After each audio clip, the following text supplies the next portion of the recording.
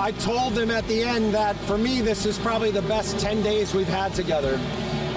It's obviously the results are a part of the overall work, but I think that's the part that was so enjoyable to see is on the inside, every guy pushing, every guy really engaged at the highest level, taking on the concepts and ideas that we have of where we can go to get 2 clean sheets, to get a bunch of really good performances off the bench. I think it says a lot about the direction of where we're taking things. Jesse Marsch, the best 10 days with the team. Do you guys remember the best 10 days of your life? I don't think I could share that on air. When I met you. What a guy. What a guy. I told you I'd never lie to you. That's a lie. It's okay. I'll take it. This is O Canada, O Baby. Gareth Wheeler, Jordan Wilson, Christian Jack with you.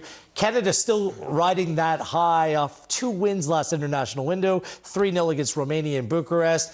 1-0 over Wales at Swansea. We watched it from here. KJ was there. Would you agree with that assessment, KJ? The best 10 days for this team under Jesse Marsch.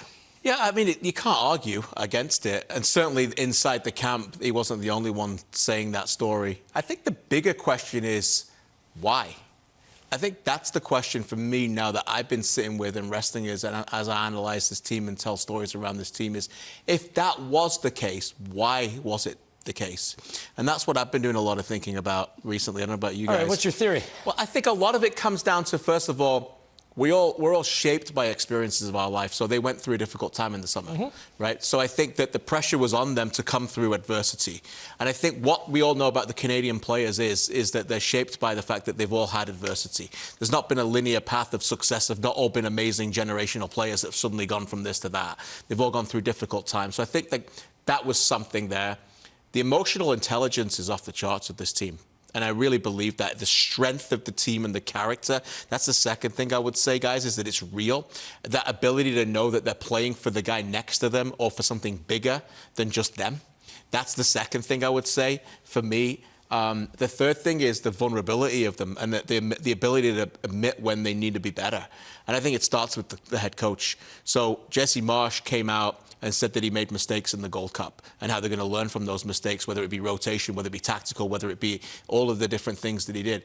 So then when someone like Ismail Kone does what he does and then has the press conference, if he's seeing the true leader of the team be comfortable in admitting his ways that have been wrong and errors, then it leads down. And I think all of those things have been the reason why he would say that, and that's why I think they feel like it's the best 10 days. The outcomes on the field have been benefited by all of those things, and of course it wouldn't be the best 10 days if they didn't win those games, but that's what sticks to me as they go forward. And I said it there, I think that and it still remains a big if they have a really successful 2026 World Cup, things will be written and things will be spoken that this team and the seeds for that success were sown in Europe in September. See, yeah, it's the chicken or the egg argument, and you're there and you experience it from that perspective. I think that by the basis of him finding players that can play the way that he wants to play and have them execute on the field provides a platform for all those good vibes to persist. For me, he's on to something in terms of players and their specific roles. That's why I'll turn to, well, what did we learn?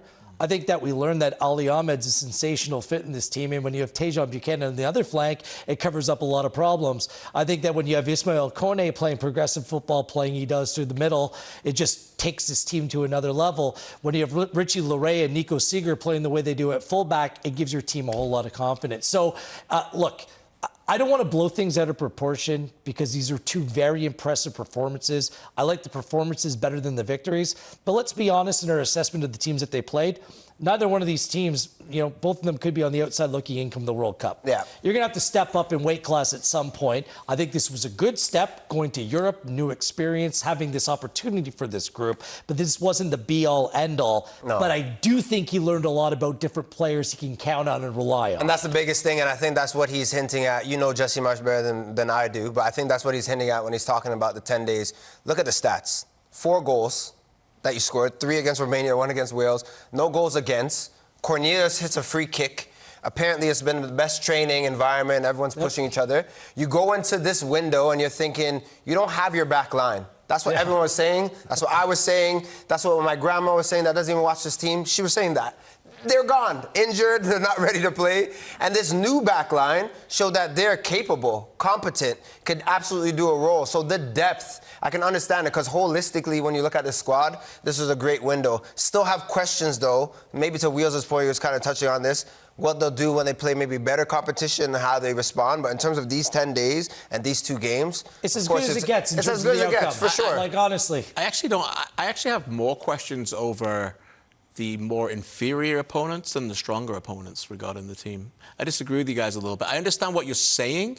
I do think that teams are going to I'll tell you why the understand why. I think they're going to understand and have more respect for them. I think we saw that with the gap between the way that Romania played and the way that Wales played. Romania played like they'd never seen Canada play. Yeah. Wales played like they had seen them Ukraine, play. in fairness. Yeah, like Ukraine a little bit. Yeah, I agree. Yeah. And those players have really good players. Some of them are really, really good players playing in top leagues in Europe. And Canada, as I said earlier, I think with Tejan Buchanan in particular, down that right, some of those players, particularly in the Ukraine game and Romania, they showed up some of these top players. I know what you're saying about better opposition, but we also have to think that this is all about 2026. Canada's going to be seeded at a World Cup. Mm-hmm. How much stronger is the opposition going to be? By 1 team, 2 teams, not 3. Mm-hmm. So they're going to play 3 opponents at home in the World Cup. One of them may be significantly better than the 2 that we've just seen. One of them may be very similar, and one of them may be significantly inferior. And when we see them play Curacao and we've seen them play Guatemala, those teams sat back and said, can you break us down? And that's what Canada needed to figure out as well. That's why I say that. And the play against Copa America teams, the top-class teams who open up and go, Canada want them to have the ball. So when you play better teams, it almost works better for Canada. That they, in theory, then they can beat them more in the transitional game, use their pace. So I think, for me, when they play better teams, I have less concerns than you. The thing that I want to point out when they play against better teams, it just seems frantic at times in terms of what is happening on the bench or what is also happening on the pitch. Is like your press has to be perfect. Everyone has to get to the spot they need to be in at the right time. And if you don't, maybe it ends up in the back of the net. So I do understand your point. I do get it. When you're playing Guatemala, that's a game that you should win. And there's so many things that didn't happen for Canada, and they obviously lose that. But I just think going into the World Cup, and the next 8-9 months, they have to be perfect with what they're trying to do going forward. They have to be.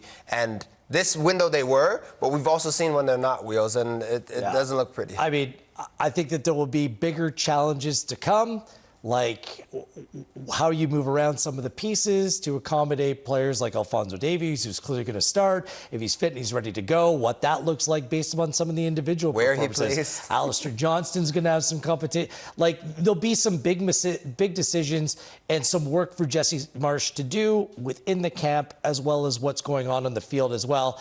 Let's talk Jesse Marsch. I mean, it wasn't a window without a little bit of controversy, despite how good the window was. KJ alluded to what happened with Ismail Kone, which I think was dealt with just about as well as any situation could have been dealt with. There was Jesse Marsch randomly calling out fans in the digital space for criticism towards Dane Sinclair for some reason. Then there was Craig Bellamy post-match mentioning Jesse Marsch shaking his coach's hands before the final whistle and how that drew his ire. So what do we make of Jesse Marsch, his performance, and just these stories that seem to tag along the way over the course of Jesse Marsch's career? If I give you one of these before the whistle blows and I'm grinning, you're upset. You want to give me an elbow, so I understand. Craig Bellamy, you obviously know his career as well. We all do. He's never taken losing lightly. Yeah.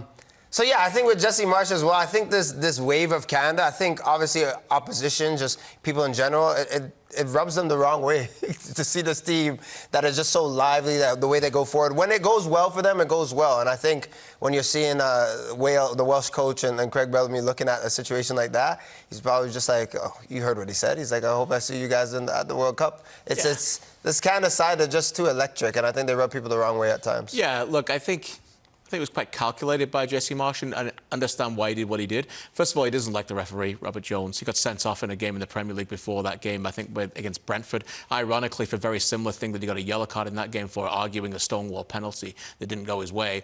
And I think he started to shake the hands of his assistants when he believed the time was up.